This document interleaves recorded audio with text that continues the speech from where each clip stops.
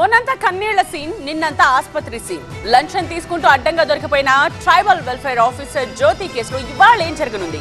ఆసుపత్రి నుండి డిశ్చార్జ్ తర్వాత కటకటాల సీనా? లంచం తీసుకుంటూ సోమవారం నాడు ఏసీబీ అధికారులకు అడ్డంగా దొరికిపోయి కళ్ళ నిండా నీళ్లతో ట్రైబల్ వెల్ఫేర్ ఆఫీసర్ జ్యోతి కనిపించిన సీన్ ఇది. మసబ్ ట్యాంక్ లోని తన ఆఫీసులో కాంట్రాక్టర్ నుంచి జ్యోతి 84,000 రూపాయల లంచం తీసుకుంటుండగా ఏసీబీ అధికారులు ఆమెను రెడ్ హ్యాండెడ్ గా పట్టుకున్నారు. నిజామాబాద్ లోని గాజుల రామారంలో జువైనల్ బాయ్స్ హాస్టల్ నిర్మాణం కోసం నిధులు శాంక్షన్ అయ్యాయి. ఆ బిల్లులపై సంతకం చేసేందుకు ఎగ్జిక్యూటివ్ ఇంజనీర్ జ్యోతి కాంట్రాక్టర్ నుంచి డబ్బులు డిమాండ్ చేశారు. దీంతో అతగాడు ఏసీబీ అధికారులను ఆశ్రయించడం, వాళ్లు వలపన్ని జ్యోతిని అరెస్ట్ చేయడం చకచకా జరిగిపోయాయి. ఆ తర్వాత మెహదీపట్నంలోని జ్యోతి నివాసంలో సోదాలు చేసిన ఏసీబీ అధికారులకు అవినీతి జ్యోతి అసలు స్వరూపం 65 లక్షల రూపాయల నగదు, 4 కిలోల బంగారం రూపంలో దర్శనమిచ్చింది. దీంతో జ్యోతిపై ఆదాయానికి మించిన ఆస్తుల కేసు కూడా ఏసీబీ నమోదు చేసే అవకాశం కనిపిస్తోంది.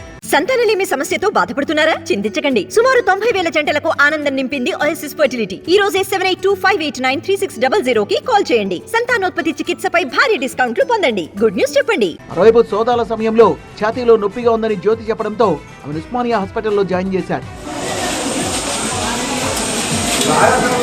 జ్యోతికి వైద్యులు ఈసీజీ తీసి బీపీ, బ్లడ్ టెస్టులు, షుగర్, గుండెకి సంబంధించిన పరీక్షలు నిర్వహించారు. ఆమెకు టుడీ ఎకో టెస్ట్ కూడా చేశారు. ప్రస్తుతం జ్యోతి ఆరోగ్యం నిలకడగా ఉందని సమాచారం. ఇవాళ జ్యోతిని డిశ్చార్జ్ చేస్తామని ఉస్మానియా వైద్యులు చెబుతున్నారు. డిశ్చార్జ్ తర్వాత ఆమెను నాంపల్లిలోని ఏసీబీ కోర్టులో హాజరుపరిచి రిమాండ్ కు తరలించనున్నారు ఏసీబీ అధికారులు.